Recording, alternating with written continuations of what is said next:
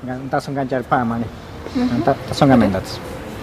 Mani do angandro aini hairo. Mal tauri punko mangaj arakan chkinut kahta. Na imri chamak chayan hakkahti. Na kan chekala. Aini hairi saya ganjar. Aymara, quechua, castellano, inglés también por allá por Lima. Calcularé unas 80, 90. Czech, Spanish, Quechua. and something else we don't know the name of.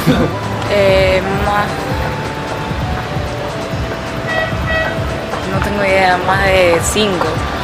6. Sí, pero nosotros más hablamos en acá castellano y aymara, ¿no? Allá, que salen acá en el Perú, ¿no? Castellano, inglés, francés, alemán. Aymara, quechua y español. 3. Hay varias. Ay, de verdad, tenemos ni idea, pero no es que sabemos cuántas exactamente. Son tantas, con cada tribu que habla y... Variedad debe ser, ¿no? 24. 24 creo. Aunque parezca increíble, no todos sabemos qué lenguas se hablan en el Perú. Además de eso, tenemos varios dialectos en el Perú. O lo que es peor, muchos pensamos que las lenguas indígenas no alcanzan la categoría de idiomas, por ser inferiores a lenguas como el castellano. A pesar de que las más de 40 lenguas que se hablan en el Perú son oficiales, y que sus hablantes son ciudadanos con pleno derecho a usar su lengua materna en todos los aspectos de la vida diaria. ¿De dónde salieron tantas lenguas? ¿Desde cuándo se hablan en nuestro territorio? Veamos un poco de la historia de las lenguas del Perú. La diversidad de lenguas que encontramos en el Perú tiene su origen en las primeras oleadas de migrantes que llegaron a nuestro territorio aproximadamente 10.000 años antes de Cristo. Los primeros pobladores del Perú llegaron hablando diversas lenguas y se asentaron en la costa, sierra y selva, desarrollando con el paso del tiempo distintas culturas en cada lugar. Es muy difícil saber cómo hablaban nuestros primeros antepasados, porque las lenguas cambian de generación en generación y en tantos miles de años se han transformado mucho.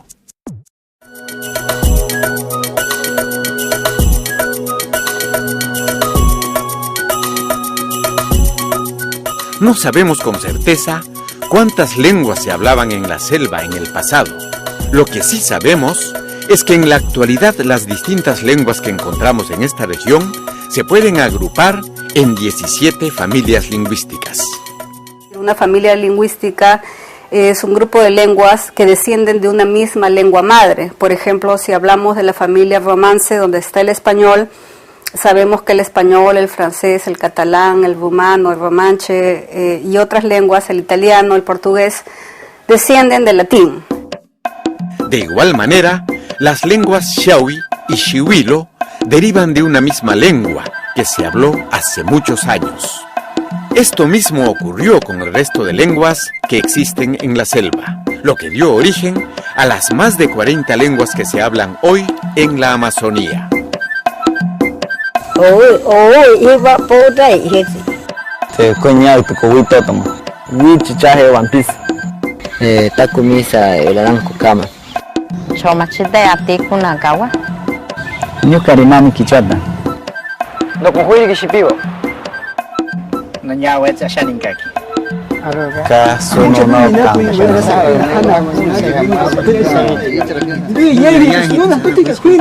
Como toda lengua, los idiomas de la selva son códigos sofisticados que satisfacen plenamente las necesidades comunicativas, expresivas y cognitivas de sus hablantes.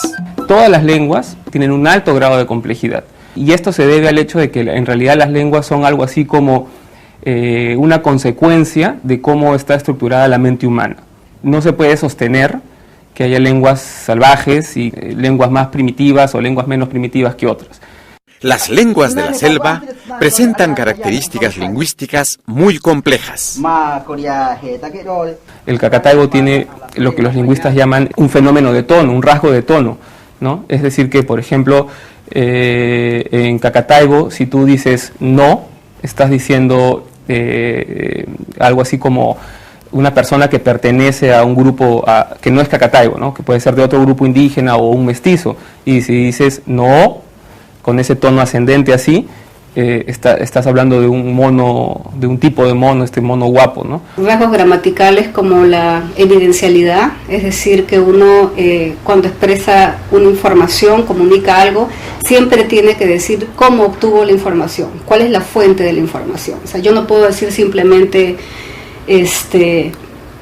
por ejemplo, el hombre mató a un jaguar. Tengo que decir, el hombre mató a un jaguar, yo lo vi, o el hombre mató a un jaguar, me lo contaron, o el hombre mató a un jaguar, supongo que fue así. O sea, siempre tengo que decir cómo es que la información fue obtenida. Por ejemplo, en Buenos Días, cuando yo explico Erena Cuema, la mujer responde Aitza Cuema, y los hombres responden Aita Cuema. Erena Cuema, Aita Cuema. Erena Cuema, Aita Cuema. Bueno, en castellano, buenos días, todos decimos buenos días. Todos estos ejemplos muestran que las lenguas de la selva tienen una gramática tan o más compleja que lenguas como el castellano o el inglés, y demuestran las capacidades intelectuales de sus hablantes.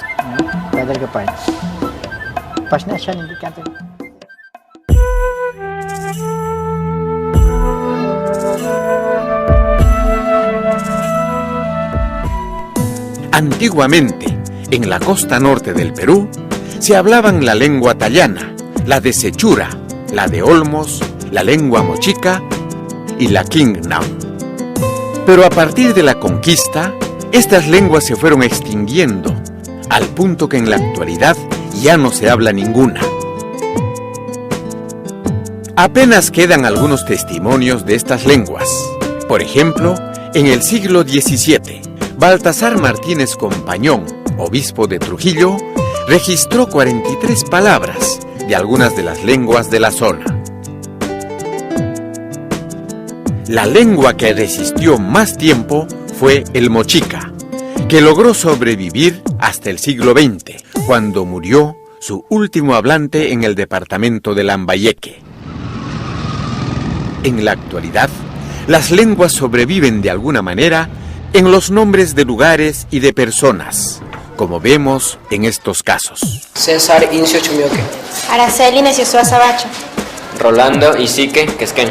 Jesús Ñequen Neciosú. Carlos Lizarreque. Caterine Esqueche Yumpo. Milagros Isique Neciosú. Luis Alberto Chancafe Zarpán. Blanca Chancafe Nuntón.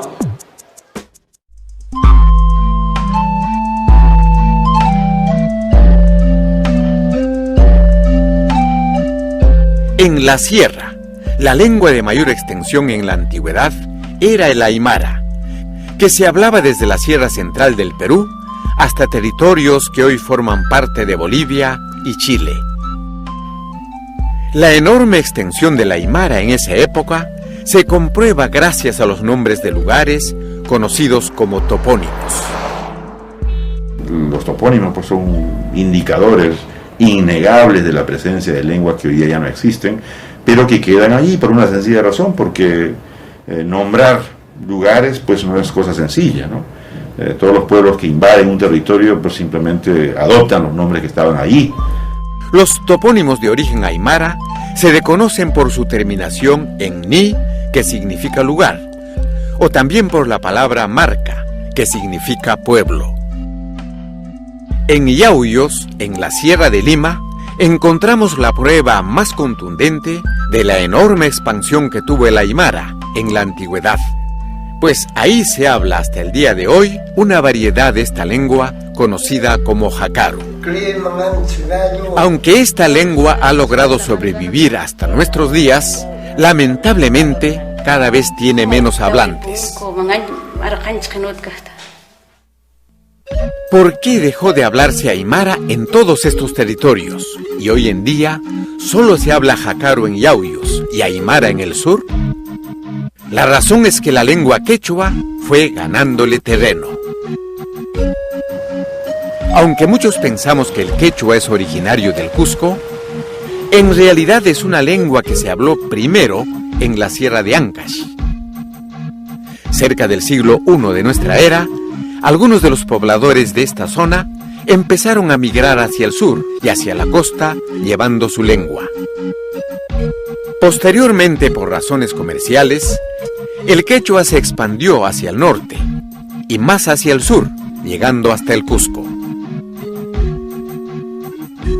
A partir del siglo XIV aproximadamente, los incas, cuya lengua original era la aymara, adoptan el quechua como medio de comunicación de todo el imperio.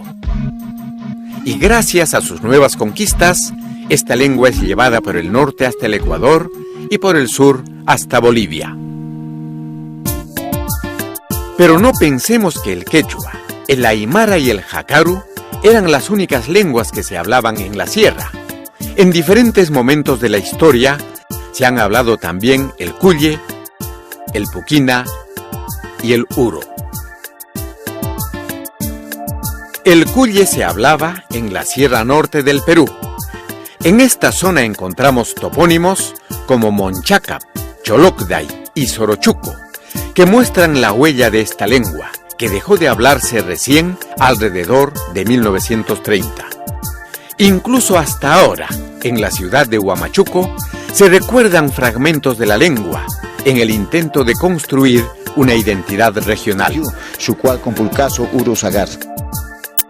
El puquina era una lengua que se hablaba en lo que hoy es Bolivia y el sur del Perú, antes de ser desplazada por el aymara. Nos quedan testimonios de su existencia en textos coloniales, así como en la toponimia de la zona. Los topónimos terminados en vaya o en laque muestran la antigua extensión de esta lengua. El uro se hablaba alrededor del lago Titicaca y a lo largo del río Desaguadero. Los uros que actualmente viven en las islas flotantes del lago hablaron alguna vez esta lengua, pero en la actualidad ya solo la habla el pueblo chipaya en Bolivia. Las lenguas de la sierra, al igual que las de la selva, presentan características lingüísticas muy variadas e interesantes, lo que muestra que no son lenguas ni simples ni inferiores al castellano. Por ejemplo, el quechua es una lengua aglutinante, lo que quiere decir que la palabra tiene muchos sufijos con diferentes significados. Entonces tenemos huasi. A huasi le podemos agregar pues un sufijo como por ejemplo cha, huasicha, ya significa casita, y si quiero decir tu casita, entonces puedo decir huasichaiki, tu casita, y si quiero decir a tu casita, puedo decir huasichaikiman. Por ejemplo, en quechua tenemos estos lindos sufijos como paya, iraya, que por ejemplo si yo tengo un verbo como mihui, que significa comer, yo digo por ejemplo mijupayani, significa comer por aquí, por allá, ¿no? Repetidas veces, por acá, por acá, por acá. Y si yo digo mijurayani, significa comer sin parar, o sea, como que yo me atraganto la comida, ¿no? O sea,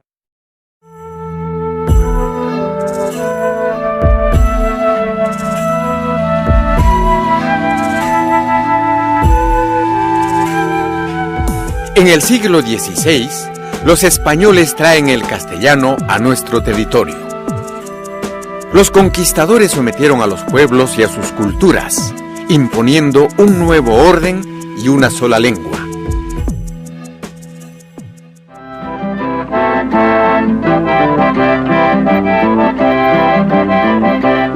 Las lenguas indígenas, las otras manifestaciones culturales y los indígenas mismos terminaron en una situación de desprecio y marginación que continúa hasta el día de hoy.